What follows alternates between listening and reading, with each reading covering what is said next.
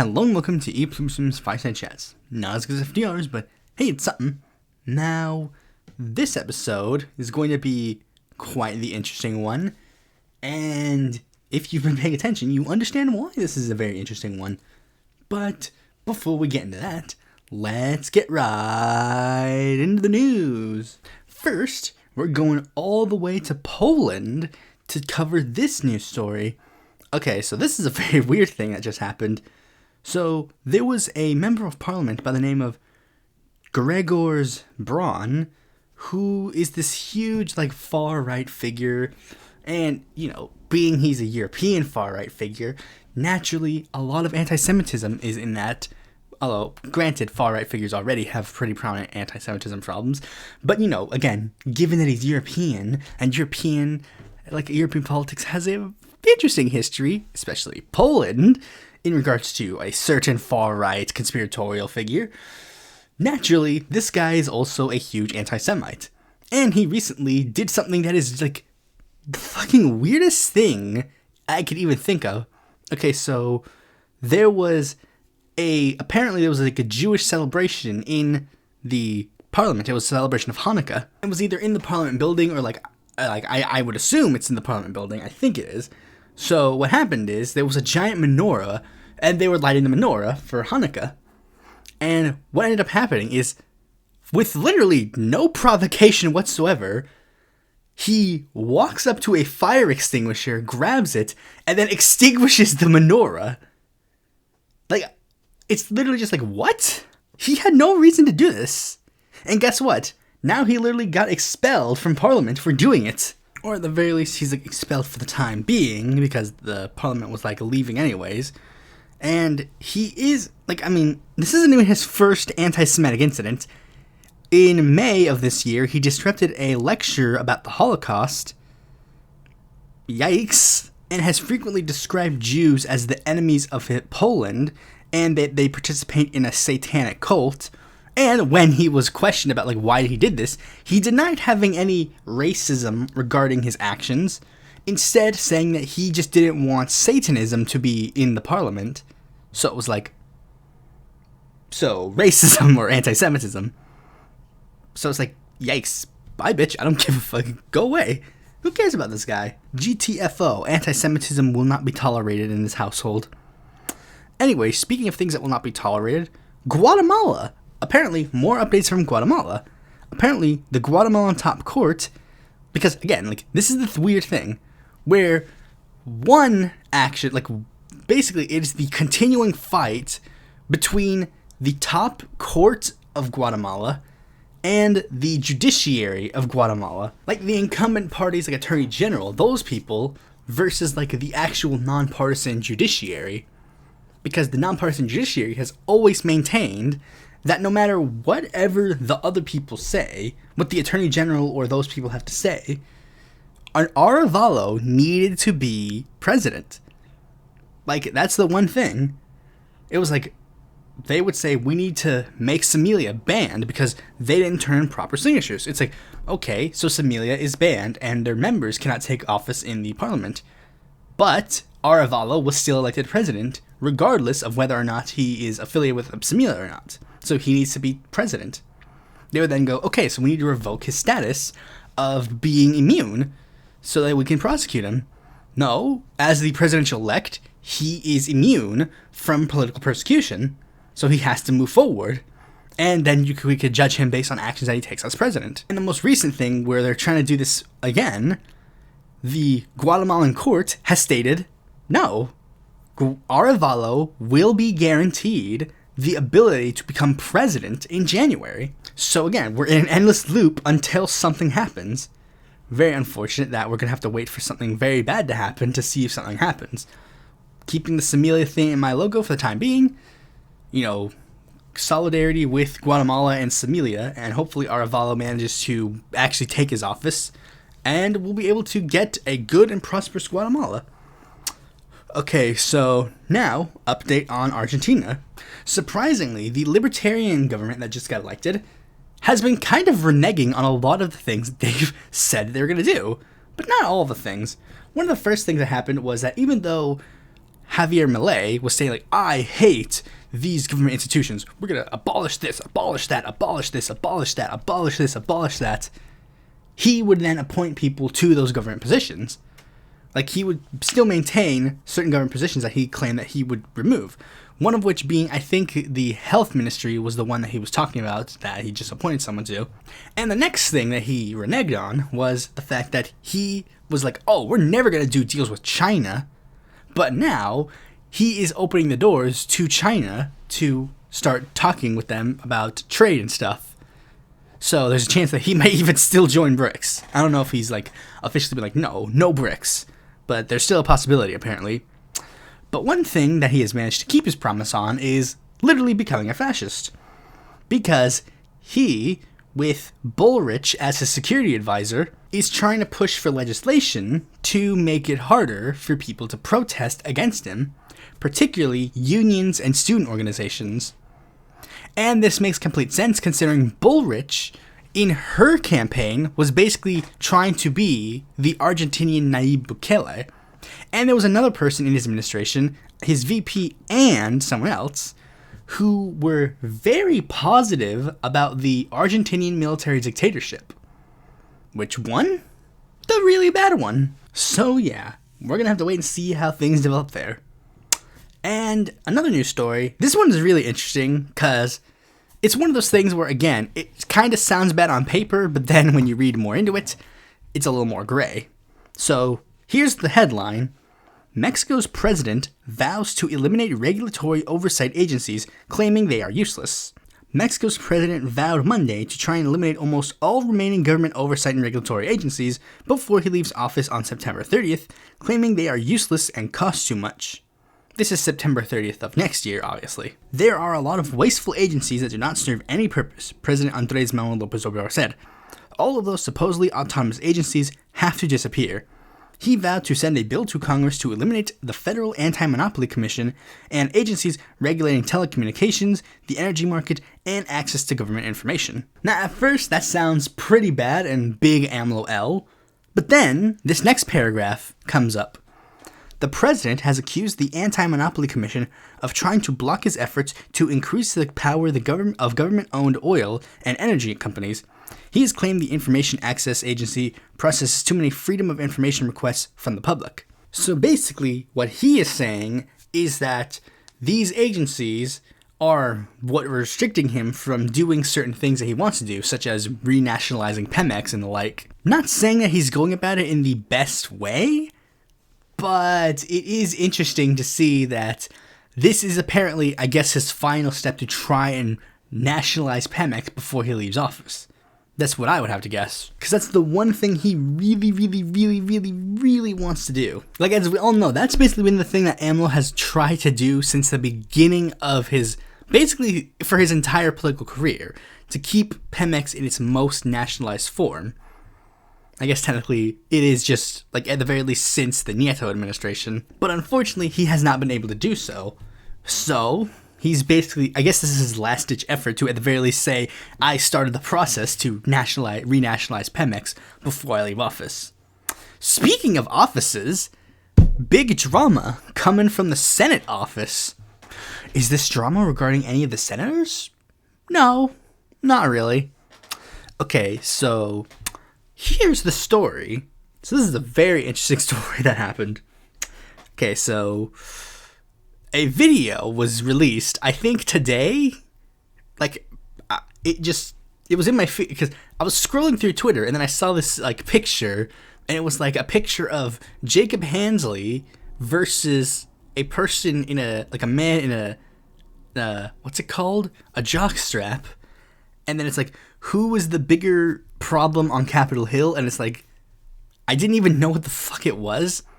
So then I like checked, and it turns out that apparently a intern to the Senator Ben Cardin, well, two interns of the Senator Ben Cardin, were filming a sex tape in the Senate hearing room. It's like there was a short video clip that was spreading around Twitter of like one of them like being fucked over the desk, and then like like they point the camera down at the person getting fucked, and then they point like at the head of the person getting fucked, and then they like pan the camera around to see like the Senate building.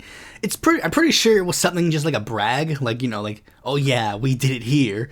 And this is like the fucking thing that I really hate about like these fucking like conservative like news things. It's like they literally still live in the fucking 30s, and the problem is a lot of conservatives still have this stupid mentality, because it's like conservatives are going fucking apeshit over this when it's like, literally, who cares? Like, this has happened so many times. The New York Post especially has this huge problem where they literally just leak like sex footage from somebody, and they'll just be like, gotcha. It's like, what's the gotcha? I don't care. Oh, this one candidate in New York randomly was BDSMing? Who cares?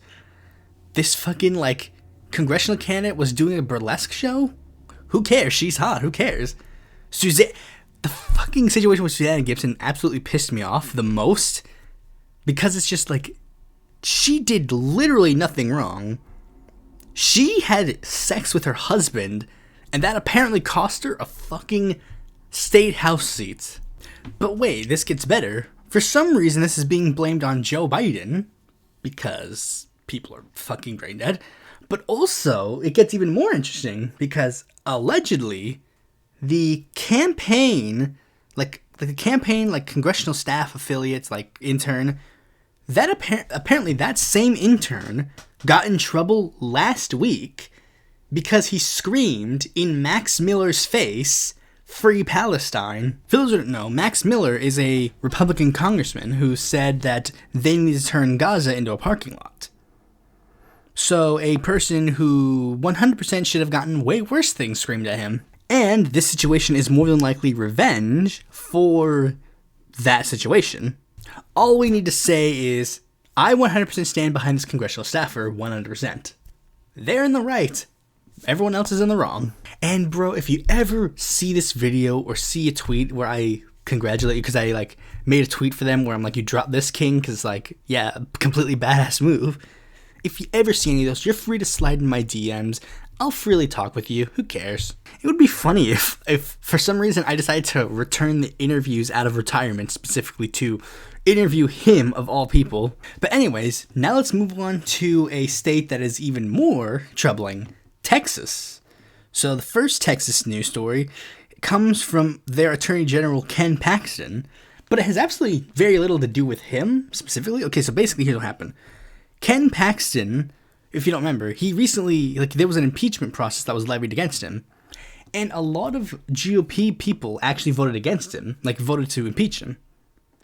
But what ended up happening is, like, now he's endorsing a ton of primary challengers against the people who tried to impeach him, because Ken Paxton and many of the other people are, like saying that these guys are rhinos, even though they voted for the GOP, like, legislation 100% of the time. They just disagreed with, like, small, tiny things, you know, like, they disagree with the fact that this person should have been impeached, or they disagree with things like, oh, the 2020 election was run fairly and normally. And one of the names of the people that he endorsed for a bid made me go like, wait, what? No. There's no way that this is real. And then I remembered, like, this person was controversial a little bit, and then I checked, and sure enough, it was the same person. For the Ken Paxton decided to endorse Joshua Feuerstein for a Texas State House seat. Now, there are a lot of you who probably have no clue who Joshua Feuerstein is, or you might have a vague memory of Joshua Feuerstein. So let me play the thing that put him on my radar, just so you all know, because I think a lot of you will know who he is the second I play the thing that made him the most famous. What's up, Josh Feuerstein here. You know, I think in the age of political correctness, we become so open-minded, our brains have literally fallen out of our head. Do you realize that Starbucks wanted to take Christ and Christmas off of their brand new cups? That's why they're just plain red. In fact, do you realize that Starbucks isn't allowed to say Merry Christmas to customers? Well, I decided, instead of simply boycotting, well, why don't we just start a movement? So when I went in and I asked for my coffee, they asked for my name, and I told them my name is Merry Christmas.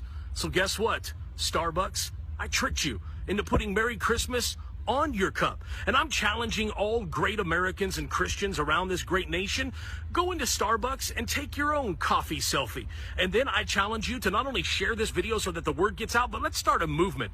And let's call it, I don't know, hashtag Merry Christmas Starbucks. And I know that by sharing this video and getting other Christians to do it, well, I guarantee that we can make this go around the world. And Starbucks, guess what? Just to offend you, I made sure to wear my Jesus Christ shirt into your store. And since you hate the Second Amendment, I even carried my gun. Yikes. Anyways, guys, please take a moment. Choose to not be politically correct. Just correct. Share the video, like, comment. That's right. That guy is running for a state house district in Texas. That guy, the guy who was the fucking skeptic community's punching bag for many years now, he is running for a state house district.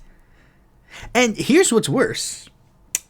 This isn't even the most prominent thing that he has done recently, because the thing that got my attention prior was that I was looking at his wiki page, I think, or like I saw something, and I found out that this guy was at the fucking January 6th insurrection, directly calling for the people there to go to war, and he was being investigated by the FBI for his involvement in the January 6th insurrection.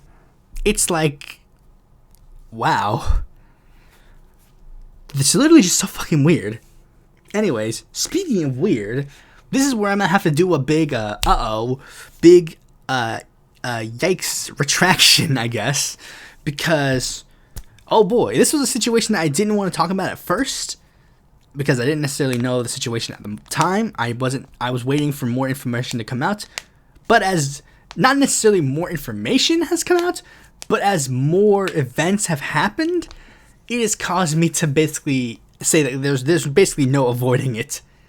It's the situation regarding Pervez Agwan, who was the progressive Palestinian, like pro-Palestinian candidate in Texas District 17 against Lizzie Fletcher. A very impressive candidate, all things considered, was not that long ago accused of sexual assault by a staffer. Apparently what happened was, one staffer, was talking with other staffers, and then another staffer was trying to get involved sexually with a different staffer, and then that person said, the female staffer went to the other female staffer and said, hey, this person who's working on the campaign, he made some really explicit comments to me and stuff.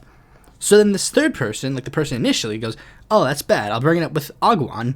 So she goes to Agwan, or they go to Agwan, and they go, hey, Agwan, oopsies, this person did a sexual misconduct. That's weird. Can we, do something about it?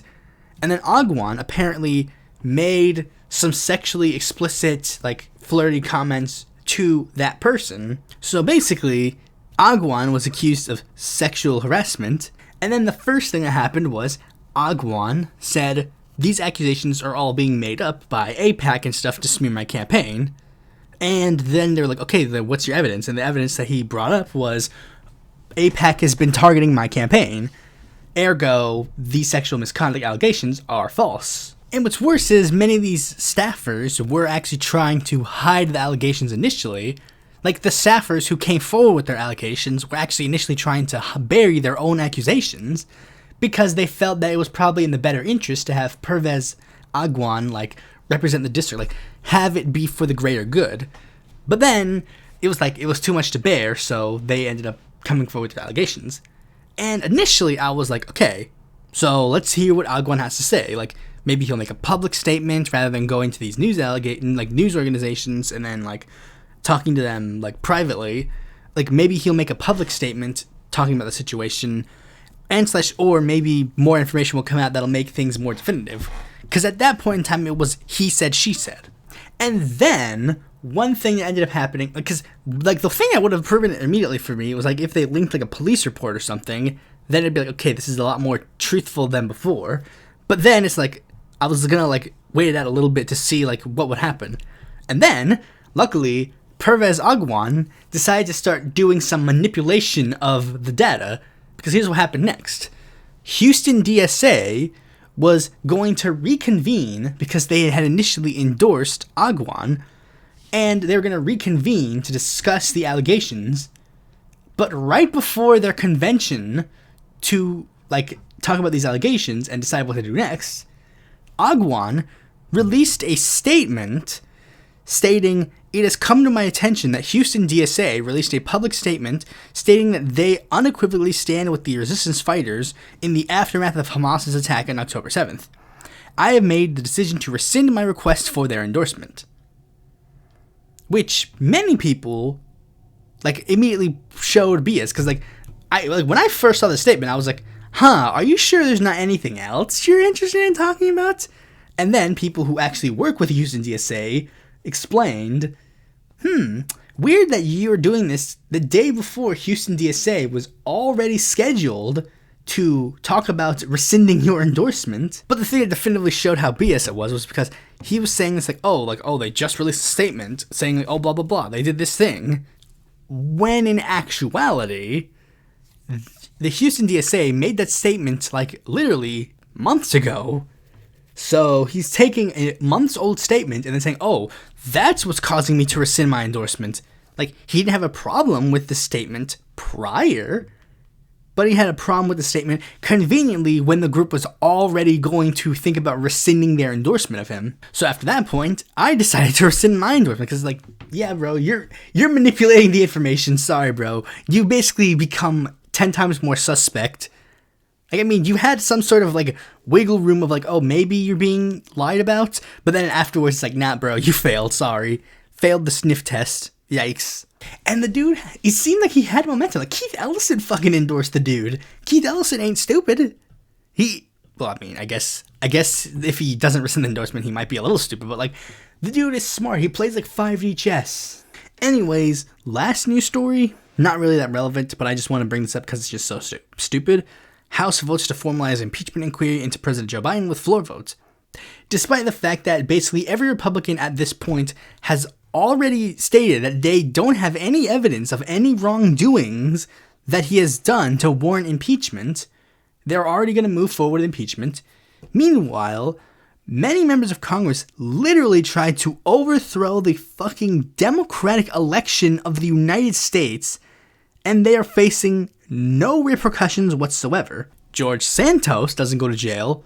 Donald Trump doesn't go to jail. The insurrectionist GOP doesn't go to jail. None of these people didn't go to jail, but we're going to be focusing on fucking impeaching Joe Biden. Wow, bravo. It's not even a fucking thing where it's he committed a war crime, whatever. The dude has done basically nothing to even remotely get an impeachment inquiry. And yet, sure enough, we're going to get it because they impeached Trump. And I know I shouldn't call out the hypocrisy of the GOP, but sure enough, we'll talk about the hypocrisy of the GOP. Because one of the things that the GOP has openly tried to state, one person said, what's the actual evidence you have about this? What's your actual reason for doing this? And then one GOP representative said, all I can say is Trump 2024. Basically indicating that the reason that they want to do this is to hurt Biden's chances in the upcoming election. Even though one of the things that they say boosts Donald Trump's chances were false impeachment inquiries. So let me get this straight. Trump gets impeached twice and then doesn't go to prison, and that makes him immensely popular. But if you impeach Joe Biden, he's going to become so unpopular that Trump's going to win. What is it? Which is it? Are false impeachment inquiries good or bad for the president? Because literally the same thing is going to happen with this. In the House, it'll pass because there's a slim Republican majority. Then when it gets to the Senate, it'll slimly fail because the Democrats have a majority. Which is the same thing that happened in the Trump. And that's the thing. Impeachment is fucking stupid at this point. Really, I don't think impeachment is worth... Because, impeachment has been ruined forever thanks to the GOP. The GOP has ruined impeachment. Impeachment was already a kind of flawed subject to begin with. But impeachment is literally just literally, it's what is an impeachable offense? It's whatever the other party says is an impeachable offense. So yeah, anyways, let's just move on to the main topic of this video. I have made many episodes of thoughts on... And unfortunately, today shall be the last episode of Thoughts On. Barring any sort of potential return of thoughts on. Yeah, I'll be real. Ideally, I want this to be the final episode, but there's a very slim chance that this won't be the final episode. There's a chance that maybe, just maybe, I perhaps want to make more episodes for whatever reason. Now we'll get into the reasons why this might be the final episode, or why I want it to be the final episode or whatever. But the big question was there. Who should I make a thoughts on episode on? Well, I thought long and hard, and despite the fact that he's pretty small, I think I found the right person. There's this channel called Pluribus Unum. He's a small YouTube channel created on November 26, 2017, but didn't upload until like 2018. Apparently he had like a stupid stick figure animation channel. Pretty cringe, not gonna lie. And I guess he thought so too, because one day he decided to stop doing these storyline stick figure reviewer things, and then decided to transition into politics videos. Because as we all know, a person who makes a stick figure review fucking like brony fanfictions, that person is the person that we should trust with political analysis. I mean, what the fuck are these like YouTube things that he did? Fanfiction connoisseur? So like what, a ripoff of the fanfic critic? Granted, he never watched the fanfic critic, but like, seriously? You don't even fucking review the fanfiction. You just do what Linkara does. You just read the thing and then make a snarky remark. And then at the end you say, oh, this is blah blah blah blah blah. And then he also decides to rip off the Angry Video Game Nerd. Or scratch that, he doesn't even rip off the Angry Video Game Nerd. He rips off the fucking ripoff of the ripoff of the ripoff of the Angry Video Game Nerd. The game dude. I don't even get why the fuck he made it. It does nothing. And then what's this? Beaver Killer? Really? Wow. 2014 called Their Stupid Meme Wants You Back. But yeah, I guess he thought so too, because he decided to start doing politics videos. Very early on, he decided to do videos basically exclusively talking about minor parties in the United States. But for whatever reason, he's basically moved past it. Maybe because third parties don't really do anything relevant anymore, but he's basically moved on to start talking about basically a lot of other things. And much like when he ripped off fucking Nostalgia Critic to make fucking like his own review Sona, he goes even one step further and decides to like, his initial concept for the show was basically just taking the idea from another bigger YouTube channel, Mr. Beat. He makes Mr. Beat videos, but worse, because they talk about minor parties. Now he has been pretty busy, not gonna lie, making 460 videos. That ain't no small feat, I have to give him that. Now very early on, his content just fucking like, in all honesty, the writing was fine, but then his videos are fucking, like his early videos were in fucking 480p. It's been that way for a while, 480p videos, yuck, gross. And the dude sounds like he fucking records on his fucking bed. Really? Like for his like first like couple years, he sounded like he recorded like on a fucking bed. He was like really, really close to the mic. It's just like a fucking grating and annoying. Thankfully, he learned to make his videos in any form of higher quality afterwards. Basically spending a year making 720p, I think that's what the format is, and then 1080p. Finally, some high quality stuff. And I guess he bought a desk or something, because now he has rather consistent audio. But I guess I've delayed a little bit long enough. Like, what does he actually make? What does this dude actually make in regards to content? Well, basically, he has two main series on his channel. Main series and podcasts. Main series are basically Mr. Beat. Basically, he takes, like, I guess wiki articles, like Wikipedia articles and, like, other things, some other sources to vet accuracy, takes those, reads them, then thinks about them in a really weird way, and then with that weird outlook on how he reads and takes notes, apparently, it translates into him rewording it to be dumber. That brain malformation does help him, though, because I guess it means that he doesn't technically plagiarize. No H-Bomber guy takedown here. Well, I mean, unless he wants to do one taking down the entirety of the history YouTube genre, which basically has the same sort of weird analysis, where the information is basically so readily available, they go, it doesn't really matter.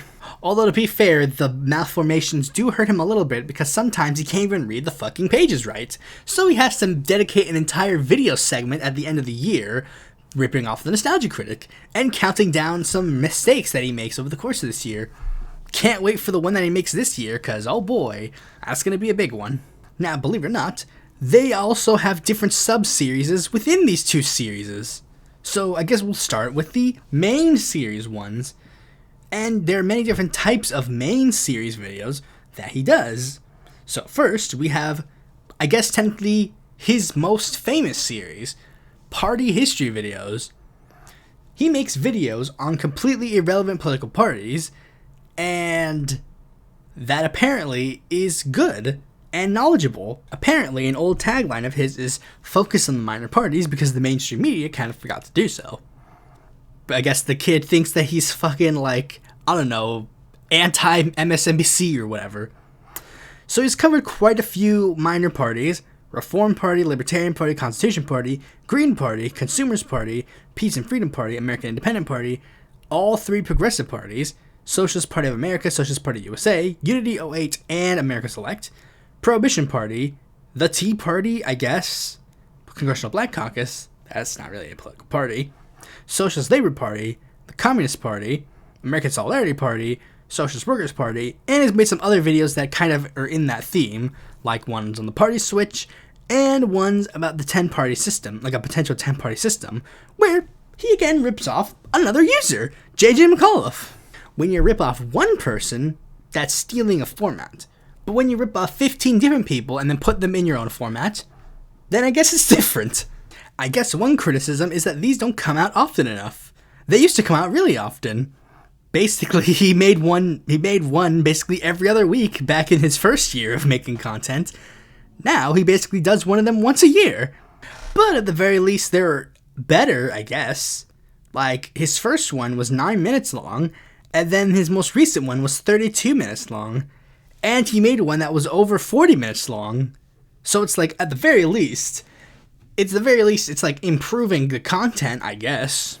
Boy, I can't wait for him to make the Democratic Party history video. That'll be a doozy. His next series is one called the political ideologies, where he basically takes a look at a political ideology.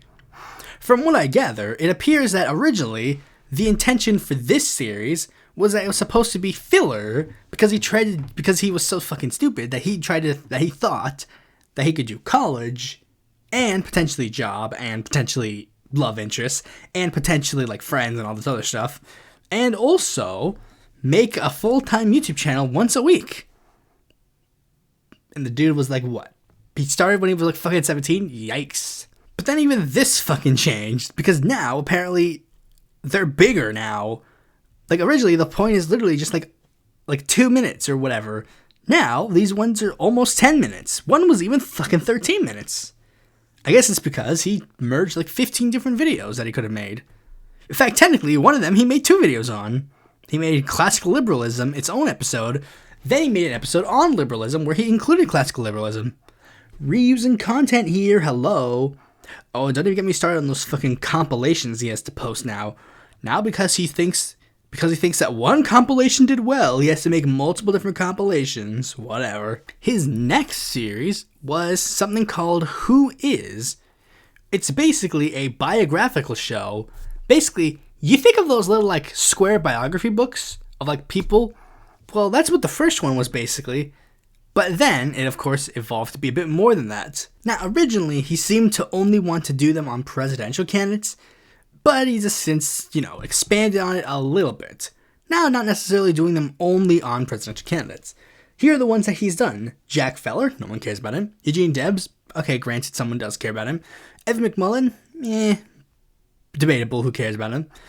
George Edwin Taylor, even though people might not care about him, his story's worth telling. Clennon King Jr., debatable, same on that one. Charles Woods, okay, that's fine. Hiram Revels, Joseph Rainey, pretty notable, all things considered. John B. Anderson, Hiram Johnson, Rocky De La Fuente, Super Barrio Gomez, Jeanette Rankin, William Jennings Bryan, PBS Pinchback, David McReynolds, and Peter Diamondstone. A wide assortment of figures, to be fair. You know, some notable, some more notable than others, and some definitely a bit more notable than others. Like, I mean, the only one of them that doesn't have the only one of them that isn't a Black History Month one that doesn't have the little fucking, like, presidential candidate tagline or whatever is the Jeanette Rankin one. Oh, wait, no, Pete Diamondstone has one. Doesn't have one either. So, okay. Pretty good, I guess. And he also decides to do monthly celebrations. Outside of his yearly, like, rip-off of the Nostalgia Critic, he also decides to do some celebrations in regards to the Black History Month, where he looks over a Black historical figure and tries to focus on Black-oriented events during that time period.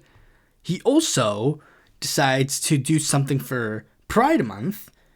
One was literally haphazardly thrown together at the last second, and then he tried to do ones a bit more normally, but one of them was also kind of haphazardly thrown together. The only one that seemed to be actually good was the Jeanette Rankin one, or the, I guess his, most recent ones were also pretty good, but otherwise, two of them were haphazardly thrown together, so yikes. Really, really, really being a good ally, because he started his channel as an ally, and there was nothing at all that changed ever since the beginning of his channel that made him go from ally to something else. No. There was absolutely nothing that changed. Nothing at all. Don't look at his internet history. But his most recent one was, I guess, an attempt at forteing himself into the fucking, like, video essay sphere, or whatever the hell.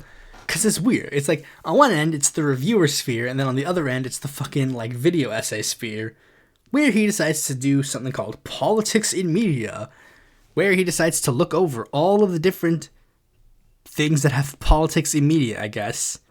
And it's a weird assortment of things. For starters, the first episode has absolutely nothing to do with politics. I guess outside of a mention from, like, a prominent, like, Black-oriented movie that was, like, very tied to Black radicalism. Like, aside from that, there's really nothing to do with history or politics in regards to that. Then he did a couple on Star Wars, because he's a huge fucking nerd.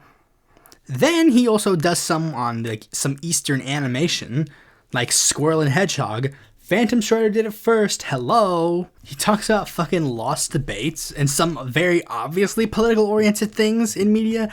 And then he also, but don't worry, he does do a video essay thing where he says something completely fucking outlandish. Like, is SpongeBob secretly socialist? Probably not. Mr. Rogers is a progressive icon? Lol. Try again, loser.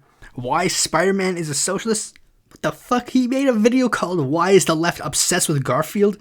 That he think has over 600 fucking views? 672 views? Even the fucking comments don't like it. The top comment on it says, the top comment literally goes like, is this satire? Even they don't think that this is real. It's just like, granted, it's the video essays thing. Video essays do it all the time, where it's like, the Marxist analysis of fucking, I don't know. Like, what the fuck do they do? Like, they'll do, like, the Marxist analysis of fucking SpongeBob the movie or whatever. That's very much exactly like a video essayist. Granted, this guy is able to do things a video essayist can't do. Make consistent videos that are not, like, once a month or once a year.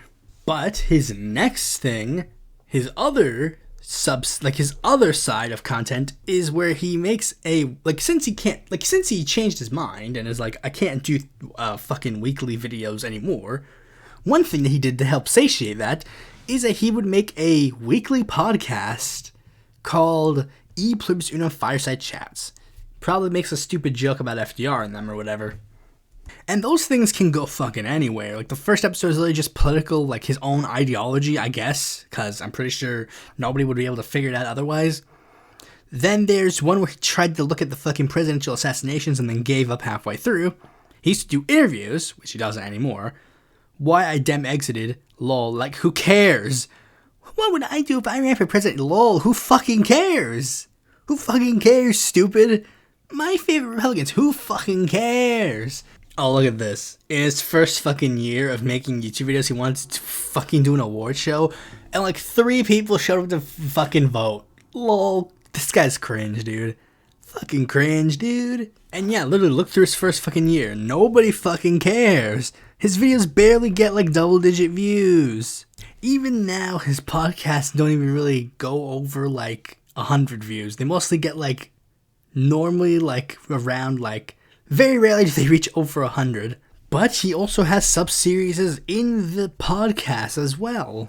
Oh joy. First is a sub-series where he looks over the foreign elections of other countries. Because as we know, the one person we need to trust on foreign affairs is some 23-year-old that has barely left his home. He knows so much about world affairs. So he decides to make tons of videos where he looks over foreign elections. Granted, due to the way that he makes videos, he's able to actually be somewhat informative on his topic. But when it's time to come for prediction, he's a bit mixed. Like, for example, Brazil, he was for some reason right on the money, apparently. Both times, he was really close to being on the money.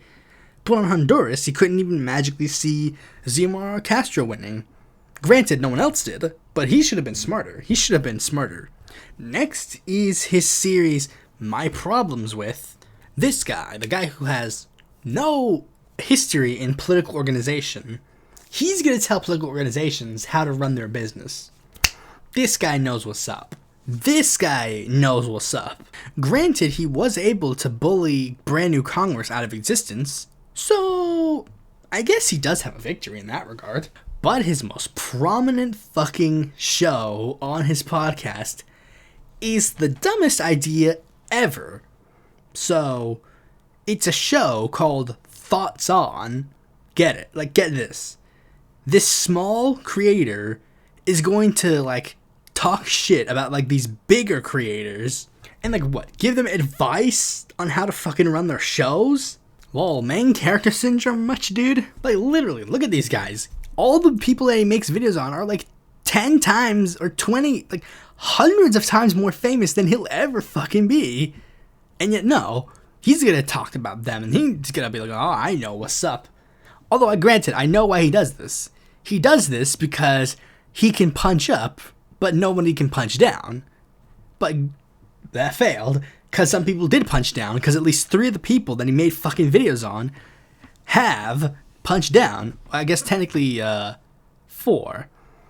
Like there was like fucking Nico House, who he got into like a couple of tips on with Twitter. Then there was fucking Mr. Dapperton. Granted, that's a bit more cringy, because Mr. Dapperton used to be top of the game. Then he exploits himself because like the dude barely had any fucking subscribers at the time, and then Mr. Dapperton shows up, just fucking show up in his chat for some reason.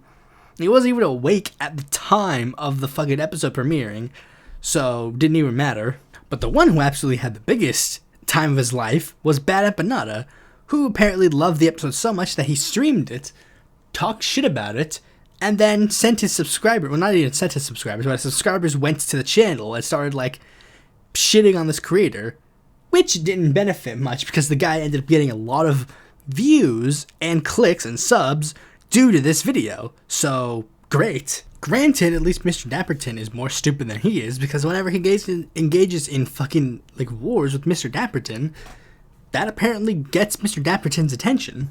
But yeah, overall, this fucking Pluribus Unum channel, he's alright. I mean, granted, he's not the best. Far from it. But maybe he's the best. Okay, let's be real, he's probably the best. He's better than fucking every other lefty content creator ever. Best YouTube creator in history. S rank. 10 out of 10. No notes. No notes whatsoever. I mean, I watch this guy's videos every day. I'd much rather watch this guy than watch any other fucking leftist creator, period.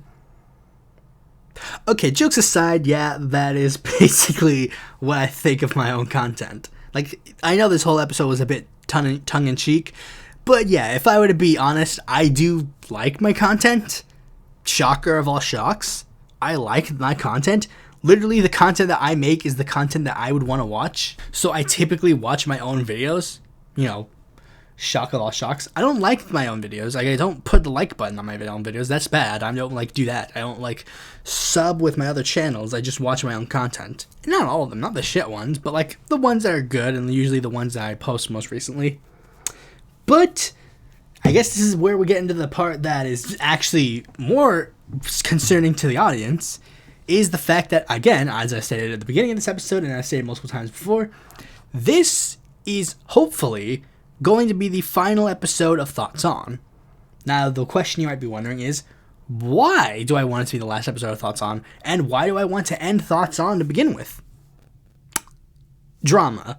Like, deadass, honestly, I'm just sick of the drama-filled cycle of the online left. Most, if not all, the content that is posted on the online left is focused on, like, infighting and cliques. And to a degree, the Thoughts On series feeds into it. Like, I mean, it depends on the ones I do and the content of my gripes, but there was one thing that kind of, like, solidified that for me. Like, basically, there was one person, and they would always talk about my thoughts on. Well, they would talk about one specific Thoughts On episode in particular. And the way they would describe it would be a breakdown, a takedown of the person in question. And another person also described a different Thoughts On in that way. Like, it's a breakdown and takedown of this creator. And that's not what the series is supposed to be. It's not supposed to be a takedown of a creator, or like me like doing a breakdown, like me starting shit with another creator. It's literally, as the name suggests, me giving my thoughts on a different creator. And sometimes they're good, sometimes they're bad. I did for a brief point try to shift like the thoughts on to be a bit more positive, but those videos don't do well.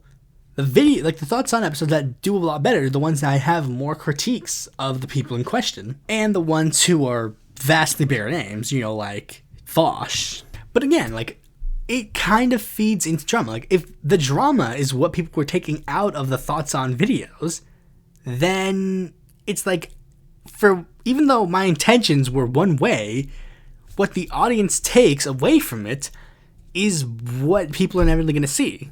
And I've seen this a lot with things that I've done. Like, one day, I literally posted just a benign thing of, like, I posted screen caps of 3 different creators' Patreons, and the point that I was trying to make was that two of the creators, well, actually it was 4 creators, like 2 of the creators who were like considered like bad, I guess, like I think it was Secular Talk and Humanist Report, they published the amount of patrons and the amount of money they got from Patreon. They published those numbers. But then there were other creators, I think the ones I was trying to take down were like fucking Jimmy Dore and someone else, I forget who the other person was, but they did not publish the number of people or the monetary amount that they got off of Patreon. And even though my intention was that, it was literally just a picture of those 4 screen caps, and I thought people would get the message clearly. But what people took out of it was these big creators should not have a Patreon.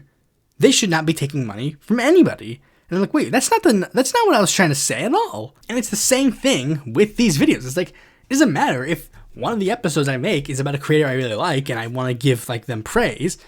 There are some people that are going to immediately see thoughts on this creator, and then they're immediately going to go, oh, this is going to be a breakdown of this creator, and it's going to basically blend in with all the other like breakdowns of other creators, or like drama infighting with other creators. And while early on, like, drama content is kind of good, and I admit, even though I know drama content is bad, I still occasionally watch drama content, even if it's drama content that I don't give a fuck about any of the people involved in it. Sometimes it's just interesting to see drama fall out. But I don't subscribe to any drama channels because I don't want that in my feed relentlessly. I watch when I want to, and then I leave when I want to. And I guess even if you consider the Thoughts On videos drama, it is like that. I didn't really make them on a consistent schedule, like, because when I wanted to get involved in stuff, I wanted to get involved in stuff. But when I didn't want to get involved in stuff, I didn't want to get involved in stuff. I didn't make stuff. And it's like, I just didn't really want to contribute to this sort of negative media sphere. So I instead decided to pull the plug on it before I inevitably just fell straight into it. And then instead of focusing on this, I would focus on stuff that I actually didn't want to cover. Like, would I rather do research into some, like, random left-wing YouTube channel that I maybe wanted to, like, start shit with, or, like, talk negative about, or do anything of the sort, that I probably would literally just watch for that week, give my commentary on them, and then never watch them again? Or could I spend my time focusing on things that I genuinely care about and content that I genuinely want to make? And also, let's be real, for the most part, can you guys just generally get what I think of other creators? Like, wow, Charlie Kirk, I think he sucks. Oh my goodness, who would have guessed? Jon Stewart, I thought Jon Stewart was pretty cool. Wow, really? You colored me impressed. And the content creators that I follow on Twitter, I actually care about? Like, what? Really? No. Now you might say, well, what about the leftist creators that you follow? Maybe you should talk about them. Here's the thing. I already have. Like, I mean, do you guys know what my left-wing YouTube channel intake is? It's Humanist Report, which, I mean, barely even a Humanist Report anymore. He's literally just a dead sub to me. And Vosh. Literally, those are the only two left-wing content that I watch. Like, guys, I make left-wing content already. I already make a ton of different left-wing content, period. Why would I watch someone else make left-wing content when I could make that content myself? The only reason why I watch Vosh is because he makes content that I don't want to make. I don't want to make streams or stream VODs. And I have different opinions of him on a lot of different issues.